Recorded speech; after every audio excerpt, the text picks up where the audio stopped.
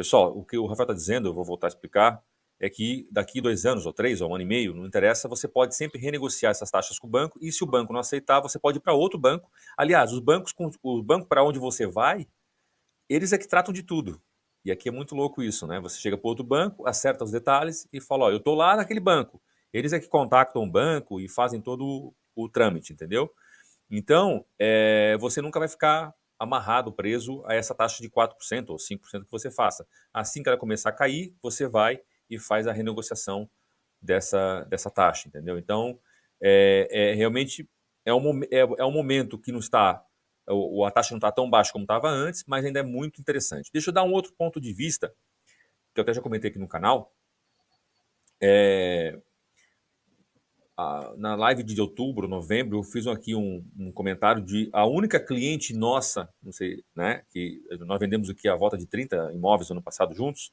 Nós tivemos uma cliente um dia, eu contei isso para vocês aqui no canal, que mandou um WhatsApp um pouquinho chateada porque a parcela dela tinha passado de 510 euros para 700 e pouco, em virtude do aumento, que ela tinha uma taxa talvez de 2, né, Rafael, não lembro agora, não vou falar o nome dela aqui, que é desagradável, mas ela aumentou 200 euros a parcela. E eu ouvi aquele áudio, fiquei pensando naquilo, e depois respondi para ela, mas a senhora colocou na mesa que nesse 1 ano e meio o seu imóvel aumentou 75 mil euros no mínimo.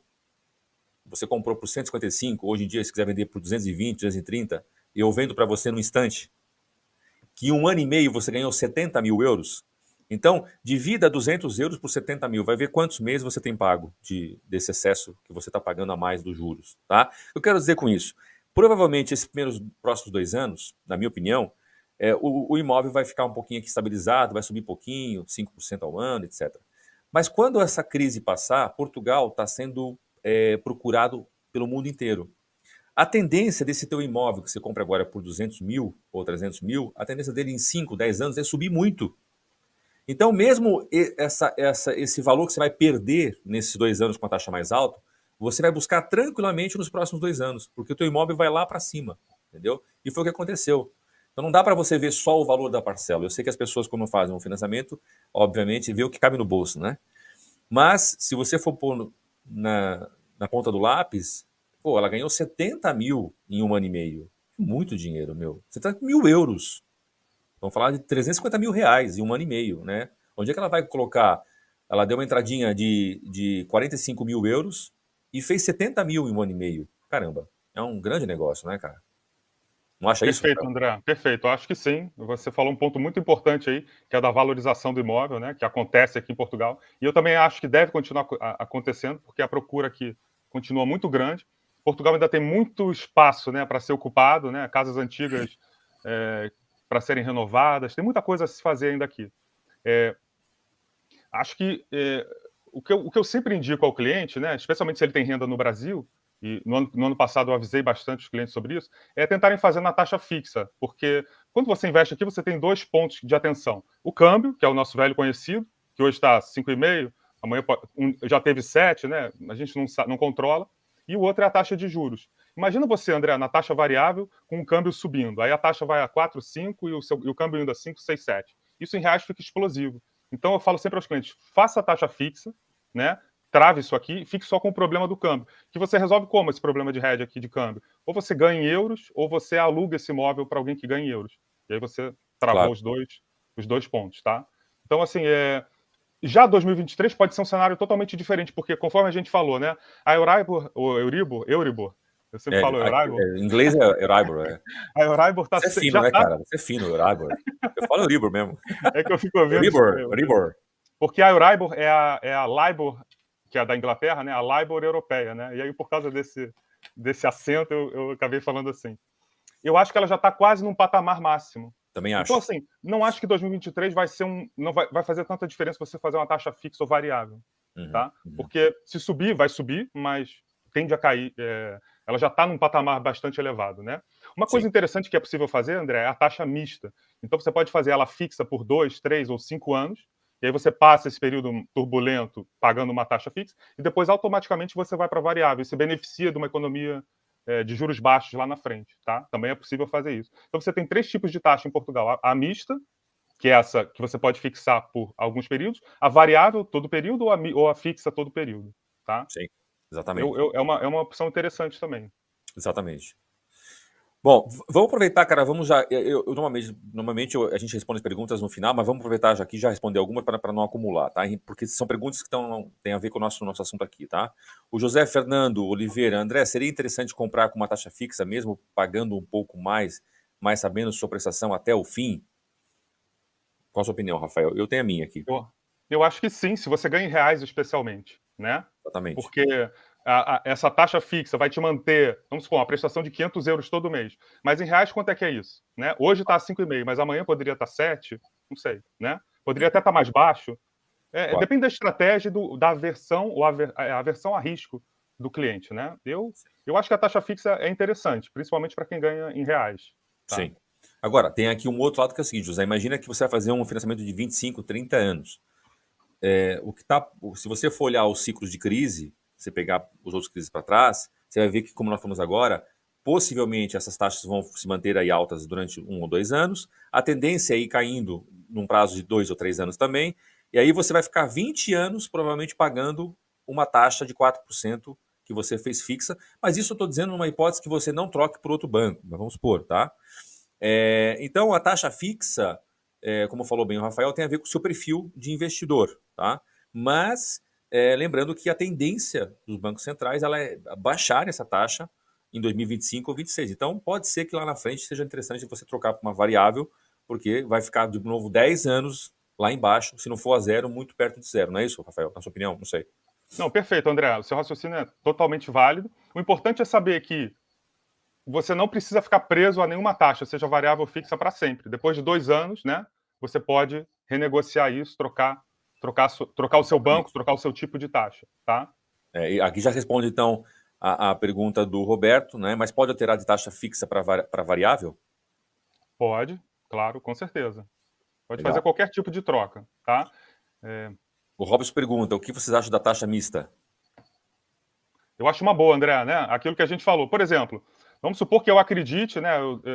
Eu acredite que a taxa de juros vai ficar alta aí mais 1 ou 2 anos, né? Eu faço uma taxa mista, sendo ela fixa por 2 anos. É sempre a fixa primeiro. Eu não posso fazer variável e no futuro fixa, porque o banco não consegue precificar isso, né? Então, 2, 3 anos eu faço fixa e o resto do período variável. Então, eu faço um hedge, né? Me protejo nesses 3 anos ou 2 anos ou 5 anos, dependendo da minha versão a risco, e o resto eu faço variável, tá? Uhum. Acho que a taxa mista é muito legal. Acho que é Sim, uma boa opção. boa estratégia para 2023. Boa. Será que é o ano da Manuel, taxa mista, Emanuel. André? Hã? Desculpa. O quê? Será que é o ano da taxa mista esse ano? Olha. Porque teve um ano que a gente falou, lembra? Esse é o ano da taxa fixa, né? Foi Esse 2019. provavelmente não é o ano da taxa Não, fixa. não, não é, cara. Não será, não será. É por isso que a gente está aqui, né? Para Claro, instruir, né? Educar os nossos clientes para eles tomarem as melhores decisões. exatamente. Grande Manuel, aliás, se você não viu o nosso vídeo que eu lancei hoje aqui com o Manuel Donato, a experiência de chegar dele em Portugal foi um vídeo de 1h15. Tá muito bacana, vai aqui no canal e procura esse vídeo hoje, tá? Manuel pergunta, boa noite, André Rafael, o peso da prestação para os portugueses não poderá ocorrer devolução de imóveis para os bancos? Eu acredito que sim, Isso pode aí inundar o mercado e fazer a tal redução de preço que a gente está falando aqui. Mas, eu, assim, pelo meu ciclo de amizades e das pessoas com quem eu falo dos portugueses, teria que aumentar muito, muito, muito. O que vai acontecer? As pessoas que têm uma condição financeira muito instável, precária de trabalho, recibo verde, ou que está pagando uma parcela já muito alta, essas sim vão ter dificuldade. A classe média portuguesa, a classe média alta portuguesa, não é por mais 200 euros ou 300 euros que vai entregar o imóvel, entende? Acho que vai afetar mais aquelas pessoas que compraram imóveis de 100 mil, 80 mil, 120 mil, e que aí, de repente, vem uma crise um pouquinho mais pesada e perde o trabalho, enfim. Essas podem entregar. Mas o mercado imobiliário ele não está pautado nesse tipo de imóvel, tá? Ele está pautado nos imóveis, na média, de 200 mil para cima. Então, não vai ser assim como 2008, porque 2008 foi uma crise completamente diferente. Eu vivi essa crise, onde você teve só a classe alta portuguesa se segurando e a média levou muita pancada, tá? Eu acho que essa crise não vai afetar tanto a classe média, média alta, tá? Mas sim, vamos ter aqui alguns imóveis entregues ao banco, sim, com certeza. Rafael, tua opinião? Concordo, André. Acho também que pode acontecer, Donato. Infelizmente, né, a maioria busca sempre a taxa variável, que é a que cabe melhor no bolso, mas numa situação de crise, né, pode ocorrer isso. Se eles tivessem escolhido a fixa, não estariam com tantos problemas, né? Exatamente. Mas, ao mesmo tempo, o peso da prestação para os portugueses pode... eu acredito que deve acontecer, né? Agora, como o André falou, né, é uma situação totalmente diferente de 2008, onde os empréstimos eram dados descabidamente, né? Hoje o banco segue várias regras aí de Basileia, diretriz do Banco Central Europeu, para não... por exemplo, um estrangeiro tem que dar 30% de entrada, tem que fazer um seguro de vida, várias coisas que ajudam ali o banco ao sistema, né, a não colapsar. Tá? Mas poderá ocorrer algumas devoluções, né, André? Com certeza. A crise de 2008, pessoal, para quem não viveu aqui na Europa, ela foi, por um lado, muito importante, porque o Banco Central Europeu e todas as organizações ligadas a bancos na Europa, elas criaram fundos. Existe um fundo europeu também, ou seja, todos os países contribuem com um valor para que se houver um colapso bancário, isso não vai acontecer mais. Criaram esses mecanismos, como, por exemplo, obrigar as pessoas a dar 20% ou 30%. O próprio português agora, com menos de 15%, dificilmente consegue empréstimo bancário, coisa que em 2008 o cara, para além de fazer a 100%, ainda pegava um carro e pegava e imobiliava a casa toda, era uma loucura. Eu vi, ninguém me contou. Você chegava no banco, comprava uma casa, mas não quer um carro também? Pode ser um carro também, dá aqui um BMW, daqui e tal. E quanto é que para pôr? Dá 15 mil, tal. Então toma lá 15 mil. Então, o pessoal fazia férias, eu lembro. O cara comprava uma casa e pegava 5 mil para férias. Aí ia comemorar a casa e ia lá para as Maldivas. Eu vi, cara. Então, farra, né? Farra com dinheiro dá nisso. Exatamente. Então, não tem outra saída. Bateu a crise, a Europa falou, peraí, para. Tanto que eles começaram a fazer aquele teste de estresse bancário, os bancos, né? Tudo isso. Eu ia falar sobre isso agora, mandou bem. Exatamente. Tudo isso foram coisas criadas depois da crise de 2008, ok? Então, sem dúvida que a coisa hoje em dia está muito mais sólida do que estava há 10 anos atrás, tá? Então, a gente tem que também entender isso. Deixa eu falar rapidinho desse teste de stress. Claro. Por exemplo, é assim, eu vou tomar a taxa fixa. A taxa fixa hoje está 3 alguma coisa. Vou botar 3%. O banco ele cresce mais 3% a taxa, então põe ela a 6, calcula a sua prestação e vê se cabe na sua renda atual. Se não couber, ele não aprova. Tá? Então ele já faz o cálculo de um momento de crise para ver se... um momento de estresse, de crise, para ver se você tem condição, se o cliente tem condição. Tá? Então, realmente, é outro cenário. Então, acredito que os bancos estão muito mais... com posições muito mais fortes do que, com certeza, né? Muito mais fortes do que de, sei lá, 15 anos atrás, 14 anos atrás. Exatamente. O Márcio, não existe uma taxa para mudança de banco ou mesmo quitação antecipada? Os bancos não costumam cobrar por essa mudança? Existe, olha, toda vez que você vai amortizar uma dívida, se ela tiver em taxa fixa, você paga 0,5%. Se ela tiver em taxa variável, você paga 0,5%.